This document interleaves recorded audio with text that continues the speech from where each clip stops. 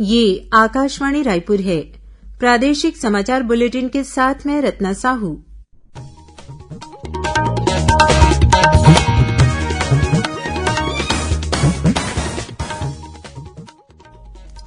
और अब पेश है आज के मुख्य समाचार।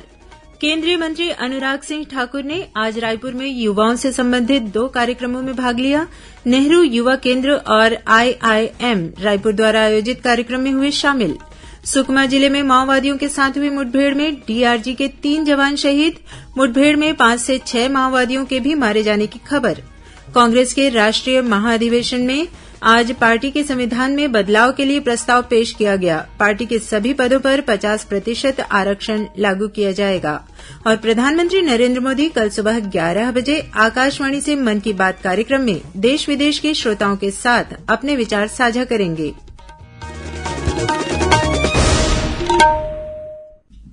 अब समाचार विस्तार से। प्रधानमंत्री नरेंद्र मोदी ने कहा है कि वर्ष 2023-24 के बजट में सबसे अधिक महत्व युवा वर्ग और उसके भविष्य को दिया गया है। श्री मोदी ने नई दिल्ली में आज कौशल और शिक्षा के माध्यम से युवा सशक्तिकरण विषय पर एक वेबिनार को संबोधित किया।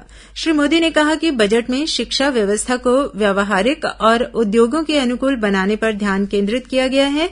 प्रधानमंत्री ने कहा कि युवाओं को कुशल बनाने और भविष्य को ध्यान में रखते हुए शिक्षा के क्षेत्र में परिवर्तन किए गए हैं। श्री मोदी ने कहा कि नई तकनीक की सहायता से कक्षाओं को आधुनिक बनाया जा रहा है। केंद्र सरकार कक्षा से अलग हटकर युवाओं के प्रशिक्षण कार्यक्रमों पर बल दे रही है। उन्होंने कहा कि प्रशिक्षुता को बढ़ावा देने से विद्यार्थी भविष्य के लिए तैयार हो सकेंगे। श्री मोदी ने कहा कि प्रधानमंत्री कौशल विकास योजना के 4थे चरण से आने वाले समय में लाखों युवा अधिक कुशल बन सकेंगे। वहीं प्रधानमंत्री विश्वकर्मा कौशल सम्मान योजना से हस्तशिल्प जैसे पारंपरिक उद्योग सशक्त होंगे और उत्पादकों को नए बाजार भी मिलेंगे।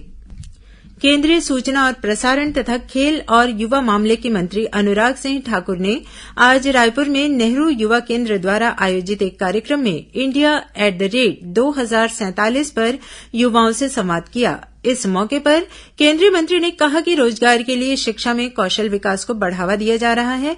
उन्होंने कहा कि नई शिक्षा नीति में भविष्य के रोजगार को ध्यान में रखकर उसी के अनुरूप पाठ्यक्रम को प्रोत्साहित किया जा रहा है। प्रधानमंत्री ने युवा शक्ति को स्टार्टअप के जरिए स्वरोजगार की तरफ प्रेरित किया है। वहीं स्व सहायता समूहों को भी आर्थिक मदद दी जा रही है।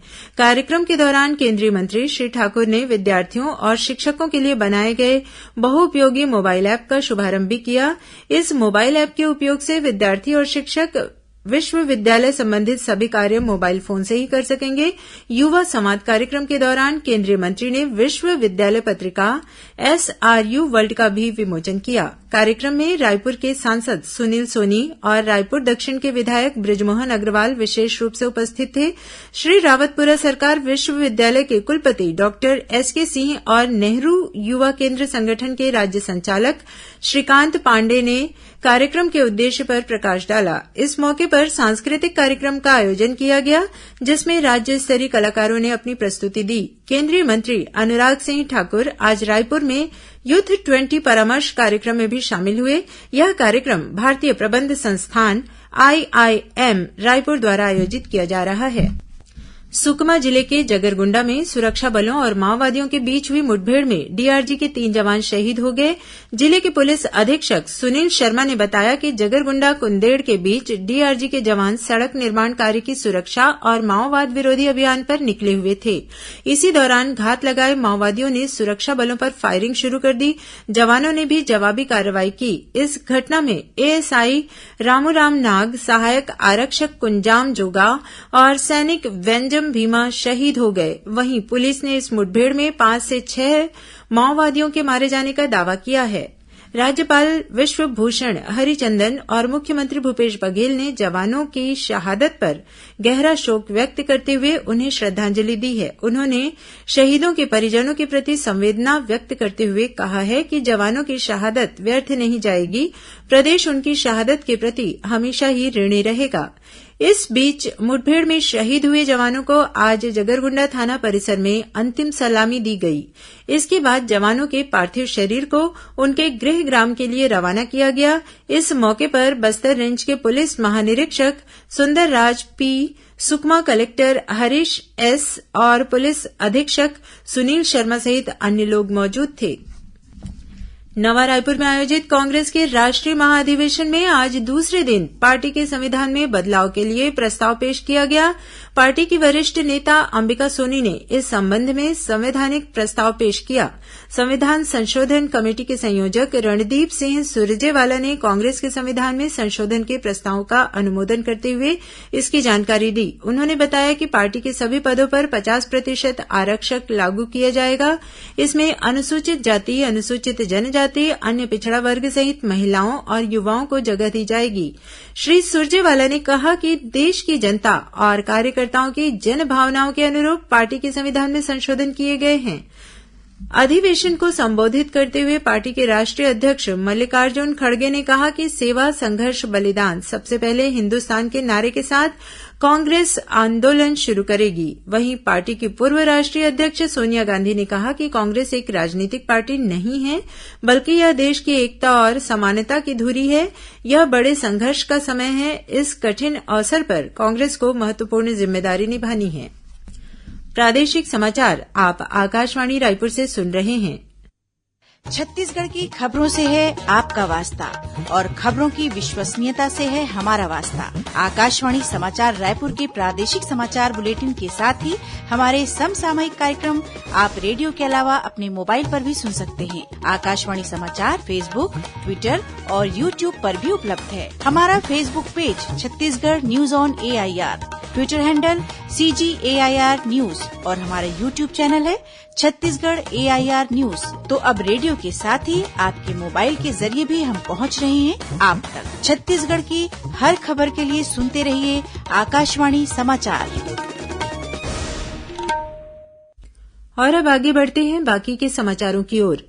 प्रधानमंत्री नरेंद्र मोदी कल सुबह 11 बजे आकाशवाणी से मन की बात कार्यक्रम में देश विदेश के श्रोताओं के साथ अपने विचार साझा करेंगे।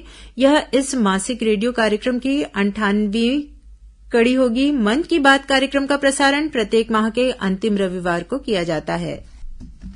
अंतर्राष्ट्रीय महिला दिवस के उपलक्ष्य में महिला और बाल विकास विभाग द्वारा आगामी 27 फरवरी से 4 मार्च तक राजधानी रायपुर में विभिन्न कार्यक्रमों का आयोजन किया जाएगा। इस दौरान शंकर नगर स्थित BTI मैदान में राज्य स्तरीय महिला मड़ई का आयोजन होगा। वहीं 4 मार्च को राज्य स्तरीय महिला सम्मेलन भी होगा। मड़ई में स्व सहायता समूह की महिलाओं द्वारा तैयार उत्पादों की प्रदर्शनी लगाकर बिक्री की जाएगी। इसके अलावा 27 फरवरी को सुबह तेलीबांधा तालाब से महिलाओं की बाइक और स्कूटर रैली निकाली जाएगी। साथ ही 1 मार्च को पंडित दीनदयाल उपाध्याय ऑडिटोरियम में महिला सुरक्षा और पोषण जागरूकता पर कार्यशाला आयोजित की जाएगी। कबीरधाम जिले के सुदूर वनांचल क्षेत्रों में पुलिस द्वारा ओपन परीक्षा में शामिल होने वाले परीक्षार्थियों को पढ़ाई के लिए पुस्तक का निःशुल्क वितरण किया जा रहा है। इसी कड़ी में झलमाला थाना क्षेत्र के अंतर्गत ग्राम समनापुर, अंजना दरिया, जलंगी बहरा, बोदल पानी, जामुन पानी, बरबसपुर, बहाना खोदरा, मारा डाबरा, मटिया डोगरी और नंदनी के विद्यार्थियों को पुस्तकें बांटी गई। पुलिस अधीक्षक डॉक्टर लाल उमेद सिंह ने बताया कि पुलिस द्वारा 250 से अधिक विद्यार्थियों को कक्षा 10वीं और 12वीं की ओपन परीक्षा के लिए आवेदन भरवाए गए हैं। भारतीय थल सेना द्वारा छत्तीसगढ़ के सोल्जर तकनीकी नर्सिंग असिस्टेंट और नर्सिंग असिस्टेंट वेट की लिखित परीक्षा कल 26 फरवरी को आयोजित की जाएगी। यह परीक्षा नवा रायपुर स्थित आर्मी रिक्रूटमेंट ऑफिस में होगी। परीक्षा में शामिल होने के लिए आवेदकों को अपने साथ थल सेना द्वारा जारी प्रवेश पत्र और आधार कार्ड लाना होगा। आवेदकों से परीक्षा स्थल पर सुबह 4 बजे पहुंचने को कहा गया है। प्रादेशिक समाचार एकांश आकाशवाणी रायपुर द्वारा प्रस्तुत कार्यक्रम जिले की चिट्ठी का प्रसारण कल शाम 6:05 से 6:10 तक किया जाएगा। इस कार्यक्रम को छत्तीसगढ़ स्थित आकाशवाणी के सभी केंद्र रिले करेंगे। इस बार के अंक में बस्तर जिले की गतिविधियों के बारे में जानकारी दी जाएगी। दक्षिण पूर्व रेलवे के चक्रधरपुर मंडल के बामड़ा स्टेशन में हुए रेल रोको आंदोलन के चलते 23 फरवरी को कुछ गाड़ियों को रद्द की गई थी। इसकी वजह से कल 26 फरवरी को अहमदाबाद से रवाना होने वाली अहमदाबाद हावड़ा एक्सप्रेस तथा आज एलटीटी से रवाना होने वाली एलटीटी शालीमार एक्सप्रेस रद्द रहेगी।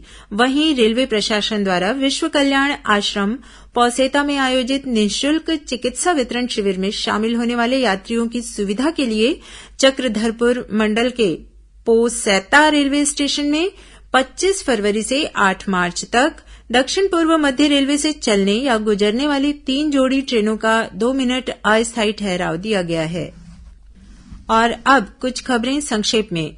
प्रदेश के वरिष्ठ पत्रकार अनल प्रकाश शुक्ल का निधन हो गया है। राज्यपाल विश्वभूषण हरिचंदन और मुख्यमंत्री भूपेश बघेल ने श्री शुक्ल के निधन पर दुख व्यक्त करते हुए पत्रकारिता में उनके योगदान को महत्वपूर्ण और अतुलनीय बताया। समाज कल्याण विभाग द्वारा उभयलिंगी व्यक्तियों के कल्याण के लिए संचालित योजनाओं और कार्यक्रमों पर केंद्रित राष्ट्रीय कार्यशाला सह सांस्कृतिक कार्यक्रमों का आयोजन रायपुर के पंडित दीनदयाल उपाध्याय ऑडिटोरियम में 27 फरवरी को किया जाएगा और जिला रोजगार और स्वरोजगार मार्गदर्शन केंद्र द्वारा कवर्धा में 27 फरवरी को दोपहर 12 बजे से शाम 4 बजे तक प्लेसमेंट कैंप का आयोजन किया जाएगा।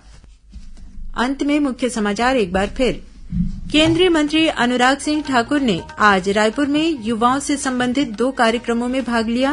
नेहरू युवा केंद्र और आईआईएम रायपुर द्वारा आयोजित कार्यक्रम में हुए शामिल। सुकमा जिले में माओवादियों के साथ हुई मुठभेड़ में डीआरजी के 3 जवान शहीद। मुठभेड़ में 5 से 6 माओवादियों के भी मारे जाने की खबर। कांग्रेस के राष्ट्रीय महाधिवेशन में आज पार्टी के संविधान में बदलाव के लिए प्रस्ताव पेश किया गया। पार्टी के सभी पदों पर 50% आरक्षण लागू किया जाएगा। और प्रधानमंत्री नरेंद्र मोदी कल सुबह 11 बजे आकाशवाणी से मन की बात कार्यक्रम में देश विदेश के श्रोताओं के साथ अपने विचार साझा करेंगे। इसी के साथ प्रादेशिक समाचार बुलेटिन समाप्त हुआ। नमस्कार।